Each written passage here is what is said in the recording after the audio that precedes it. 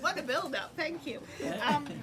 So I assume most of you know Maureen, but if you don't, I'm going to give you a little bit of an introduction.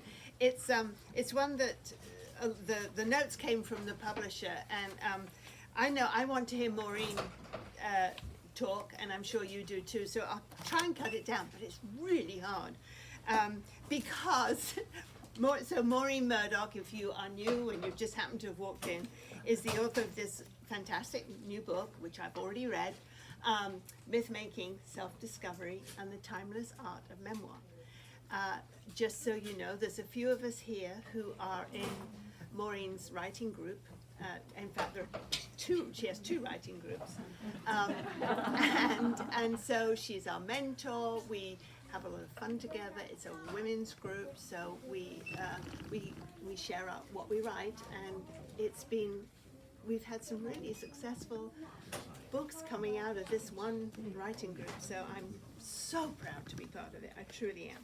Anyway, so here's the introduction. I'm not going to just read it because, as I say, it's too long. But the heroine's journey was the one that has perhaps made you famous. The Heroine's Journey, the response to Joseph Campbell's book, The Hero's Journey. Go women. So, and that book has now been translated into 20 languages. 20 different languages, including Farsi, incidentally. So anyway, she was the chair and core faculty of the MA Counseling Psychology program at Pacifica graduate. Pacifica, I'll get it. And also, she's also the author of, I'll take a deep breath and then, we'll go. Unreliable Truth on Memoir and Memory, Fathers, Daughters, Breaking the Ties That Bind, Spinning Inward, Using Guided Imagery with Children, and the Heroine Journey's workbook. She started teaching memoir writing at UCLA's Extension Writers Program in 1990 and edited an anthology by her students entitled Monday Morning Memoirs, Women in the Second Half of Life. Her new book, this one, has been published by Shambhala Publications. We really thank Shambhala for doing that. Yes, congratulations absolutely. to you for getting them to do it. So anyway, and there was something in here that, I know what it was. Something about the people who were in our group, and I've forgotten what it said now, so I don't want to read it. But it was something like merrymakers, and I was thinking, God, I never thought of us. Scribblers. No, anyway, whatever. Words. Okay. So without further ado, let Maureen talk.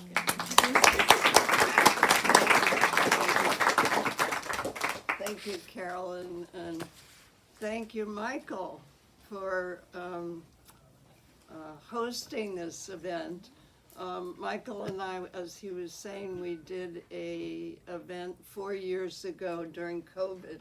So I think we were the first of the Zoom book launches. So then I got to do it in my kitchen. So anyway, I'm very happy to be here and very grateful to my friends and to all of my writers that are here and family. Heather is here, Heather Murdock, my daughter, and we just came from, my son has an opening tonight at Voice Gallery in La Cumbra. So he might make an appearance later, I'm not sure. So what I wanted to do tonight is to read to you from excerpts from my book. That'll take maybe about 15 minutes and then open it up to questions, and somebody else can give the answers. and then I'll sign books. But when I was thinking about this event, I realized it's been 30 years in the making because, as Carolyn said, I started teaching memoir in 1994, so that's 30 years ago at UCLA Extension Writers Program. And at that time, there were no memoirs. There were autobiographies on the shelf, but there weren't memoirs. And things started to change in '95 with Angela's Ashes being published by Frank McCourt, and also Mary Carr's The Liars Club. So there's been an amazing evolution of the memoir. I remember in '95, UCLA brought out a panel of agents from New York, and I brought my students to that particular gathering. And all of the agents said, don't even bother with memoir because you'll never get it published. So, as I said, then Angela's Ashes came out, then The Liars Club, and then there was an explosion. So it's been a 30-year evolution. So why myth making? Well, myths and folk tales are the oldest stories that we have. Myths may be stories about gods and goddesses, heroes and heroines, origins and mores lived by the ancestors and handed down to us, but there's also a recurring enactment of a narrative pattern embedded in the story. The once upon a time is also now a living event, and it is this twofold aspect of then and now that fulfills the timeless collective essence of the myth and proves essential to the writing of memoir, because memoirists bring forward events of the past and reenact them, giving them form and significance in writing.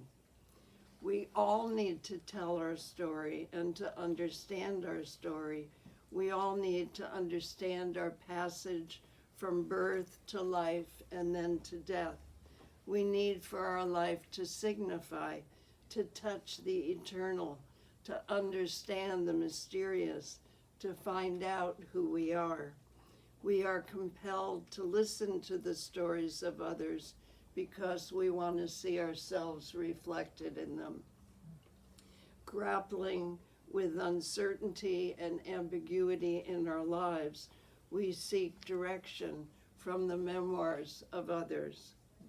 And those of us who write memoir write it to figure out the meaning of events in our lives. Making meaning is key to the writing of memoir. Making meaning is key to the writing of memoir. Otherwise, we could write a short story, a travelogue, a political essay, flash fiction. We mine our memories and emotions to make sense of the disparate episodes in our lives, tracing the evolution of several different selves in the process. Memoir writing has the magic of not just telling a story about an individual who writes the memory, but also touching something of the universal. And in that way, memoir has the ability to heal both the writer and the reader. Memoirists are our contemporary myth makers. Like myth, memoir presupposes that there's a certain unity to human experience, that we all share similar hopes and dreams and desires. So when we tell the story of how and where we grew up, who our parents were, how the significant people in our lives influenced us, and what challenges and obstacles we face, we are locating ourselves within the ancient human tradition of storytelling and meaning making. Memoirs help us find meaning in our lives by showing us how our lives fit into a larger mythic pattern. Although not every memoir reflects a mythic theme, most memoir writers unconsciously reveal mythic themes in their desire to find meaning in their lives. Memoirs address the same domains of like myth. And the domains of myth are: who am I? Who are my people? What is my journey? And what is my purpose? Memoir often gets confused with autobiography and biography. Memoir is not a linear autobiographical account of a fully lived life, like Catherine Graham wrote a personal history, which was really the history of her newspaper, but she never reflected on her own life in the book. And that's the difference with memoir. It really involves reflection. So rather, a memoir is a selected aspect of a writer's life, written from their point of view, rather than simply recounting an incident. The memoirist both tells the story and tries to make meaning out of it. When they recognize that certain episodes in their life reflect a particular mythic pattern, those patterns can be the hero-heroine's journey, or the mother-daughter relationship, or the father-son relationship, or the descent to the underworld. They appreciate their experience on a larger scale, reminding them that they are part of a shared global community. In every society, myth makers start with an archetype, and archetypes are invisible primary patterns, such as the parent-child bond, which we cannot normally see in the moment, but whose energy down below, in a sense, propels us forward. The myth maker creates a specific story that expresses the invisible pattern, but the myth maker is inventing only the current manifestation of a mythic theme that already exists unconsciously in the collective. For example, in ancient literature, Odysseus's journey across the seas was invented or appropriated to serve as a Greek expression of heroism. In the 21st century cultural lexicon of film, the journey of the orphan Rey in Star Wars: The Force Awakens was invented to serve as a Western ideal of heroism. So both heroes represent something of our own psychological journey. The myth of Odysseus is passed on from generation to generation by acculturation, but the hero archetype is passed on through constantly repeated experiences of human existence. So when you reflect upon a myth, think about how the action or the plot reflects something in your own life, your own story. For example, how have you been loved like Psyche and Eros? The structure of the myth of Psyche and Eros involves separation, a loss of innocence, trials, failure, and despair. But at the end, Psyche faces her humanity and gains a more mature understanding of love. And the first love of many young people reflects at least some elements of the structure. You might also look at how you have felt betrayed, like Persephone by her father Zeus, or like Britney Spears, a modern-day Persephone, by her father Jamie. How have you been abducted into the underworld, like Persephone? Or how have you abducted others? How have you overcome the trials in your life to return to safety, as Odysseus did on his winding journey home? So it's difficult to see your own story while you're living it, but if a person looks at a particular mythic pattern for direction, it not only helps them understand their path, but it gives them the opportunity to see themselves in relationship to others and to their place in the world. It illuminates why certain challenges occur. It gives them comfort to know that others have experienced what they have lived. So my question to you is, what is the story or the narrative that just walked in the room with you? What is the story you tell about yourself, your family, your culture, and what meaning do you make from the story you tell? The story you tell becomes the story you live.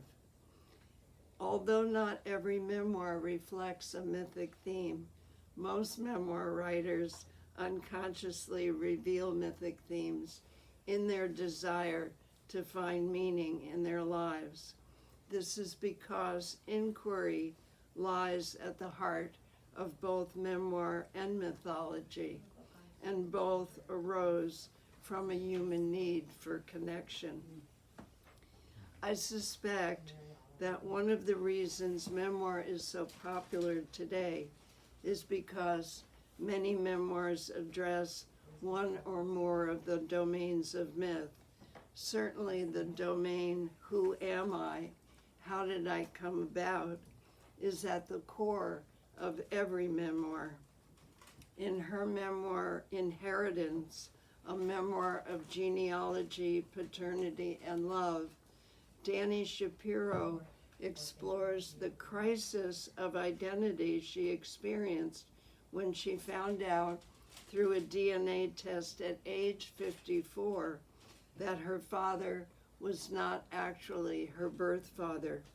So she thought, if the father I grew up with is not my actual father, then who am I? She is afraid that she has become unknowable, not only to herself, but also to others. She writes, quote, "My body wasn't the body I had believed it to be for 54 years. My face wasn't my face. If my body wasn't my body, and my face wasn't my face, who was I?" And that's what she explores in the entire memoir. So it becomes her origin myth. That's her creation myth. When the energies present in the older mythical tales are captured in newer contemporary stories, modern readers can still experience an archetypally lived event. We access the archetypal through the personal. For example, in The Year of Magical Thinking, which probably many of you have read, Joan Didion describes waiting in their apartment for her husband John to return from the dead after his sudden heart attack. Her inability to accept the finality of his death recalls the myth of Orpheus and Eurydice, and Orpheus's vain attempt to reverse the death of his beloved Eurydice and bring her back from Hades. If she could, Didion too would have made the journey to the underworld to reclaim John.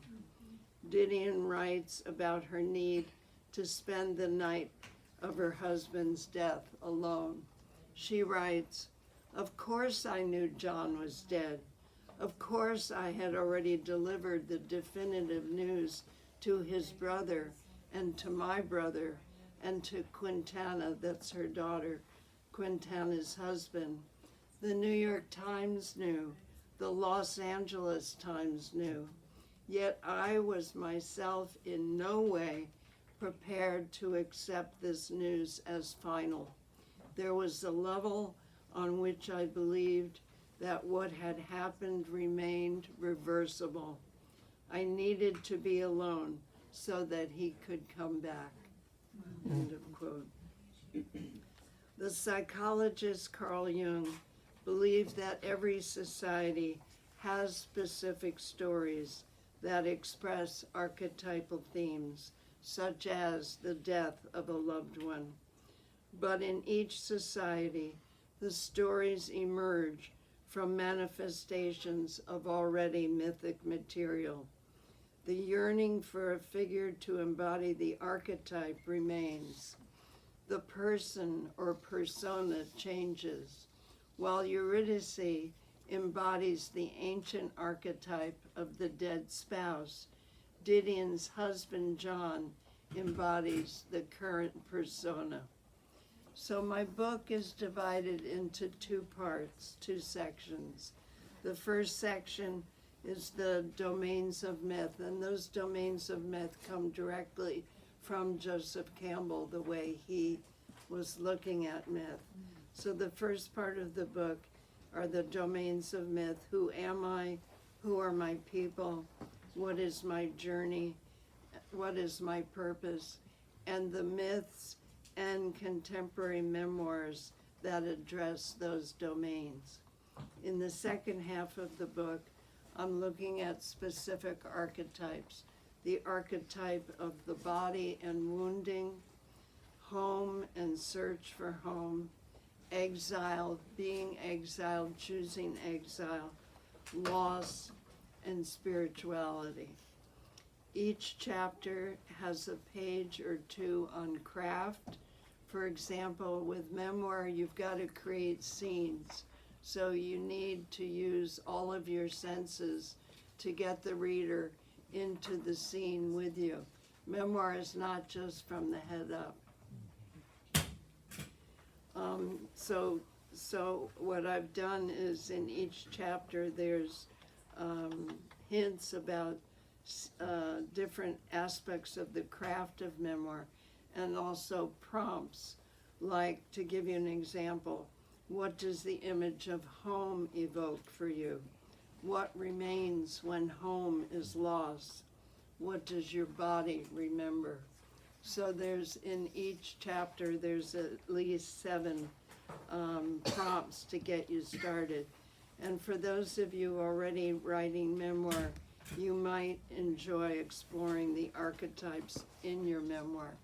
I read 73 memoirs to weave into this book. So there's 73 excerpts from memoirs. There's going to be something for you to enjoy. And I wanted to mention the workshops that I'm going to be doing.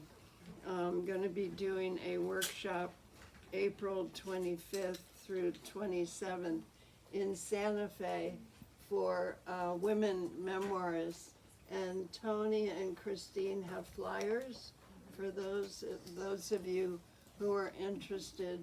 Please take a flyer.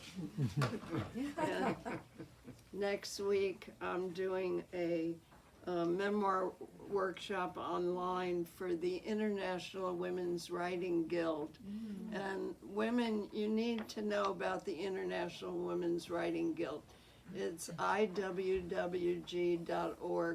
It's an amazing organization that has lasted for 30 years. Women come from all over the world once during the summer for a week to take different workshops.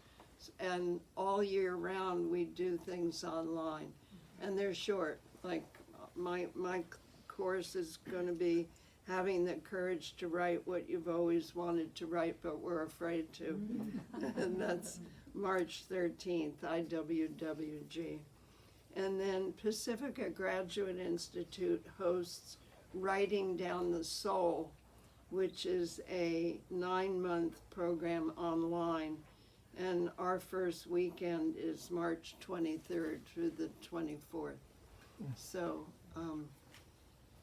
I guess now I'd open it up to a couple of questions and comments.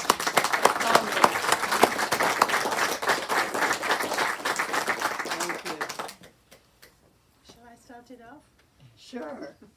Why not? You mentioned in the beginning of your talk about how memoir is healing for both the writer and the reader. Can you talk some more about that, about the healing quality aspect of it? I think primarily as we write our memories, they change. In fact, someone today in class said how she was starting to forgive her mother. And I certainly found that in writing Unreliable Truth. I think it's because when we put down our experience in writing, we get to understand the perspective of other people at a deeper level.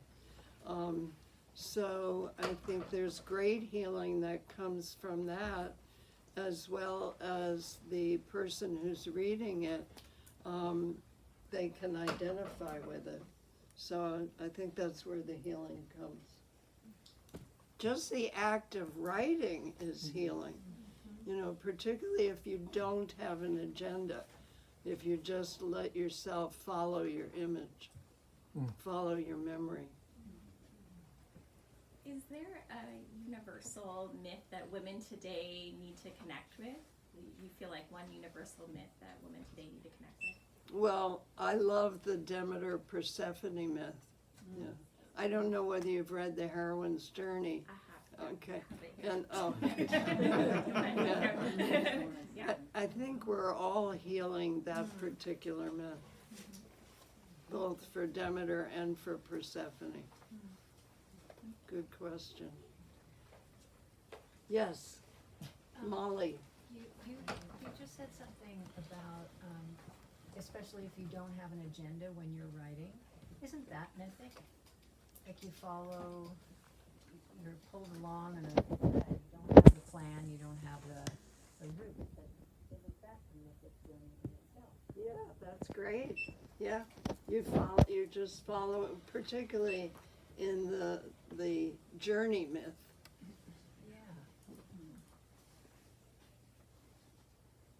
Yes. You might have answered this question, but what is the difference between memoir and autobiography? Thank you so much for that question. The difference between memoir and autobiography, Yes, I'd like as I mentioned, autobiography is usually from a person's beginnings to where they are in their journey. A memoir is really a slice of life, a particular episode at a particular time of life. And also the thing that's usually missing in autobiography is reflection. And reflection is one of the key aspects of memoir, as well as emotional truth. Autobiographies is very fact-driven, and people use they use all kinds of research. A lot of memoirs do use research, but it's really the reflection on what meaning it has for their life. And I'm not sure a lot of autobiographies do. Thank you. Yes, Wendy. So related to Molly's question, and I should know this, but to what extent should somebody who's writing a memoir be conscious of what myth it resonates with? And, you know, should I be thinking, oh, this is like this myth, or should I be doing what Molly is doing? Do what Molly is doing. Go for Molly. Yeah, you're asking a really good question about, you're not just saying, okay, my life is like this myth, that's how I'm going to write it. I just think that it's something to think about, you know, whether you use it or not. It's kind of like thinking about literature. You're not following a pattern, but some people do. Some people find, like the Demeter Persephone myth, very helpful in starting to think about their relationship with their mother or with their daughter. Yes. Could you talk a little bit about your writing groups and the benefit of being in a writing group? the best thing is hearing each other's work and having their work witnessed, because we all, write in isolation, and the only person that we hear is ourselves reading it back to ourselves. But in a critique group, you're getting feedback from other writers who are saying, yeah, this works, this might not work, keep going. So encouragement as well. Yeah, the encouragement. That's why IWWG is really helpful too, because they'll do that online. Yeah. So this is not the question I was going to ask, but you said something that resonated, and I might be misquoting you, but did you say the story you tell is the story you live? I did say that. Talk about that. Oh, wow. Well, the more you tell your story, and particularly if you tell a sad story over and over and over again, that's who you become. It's interesting, thank you. Yeah. And the inspiration of your book is my first question, actually was, what inspired you to put this all together and write this book? Oh, okay, thank you. Well, the inspiration has always been my students, always. And, the more I started, particularly back 30 years ago when I first started listening with a mythic lens, that's when I started looking for different themes in the memoirs that I was reading. So it was reading and listening, and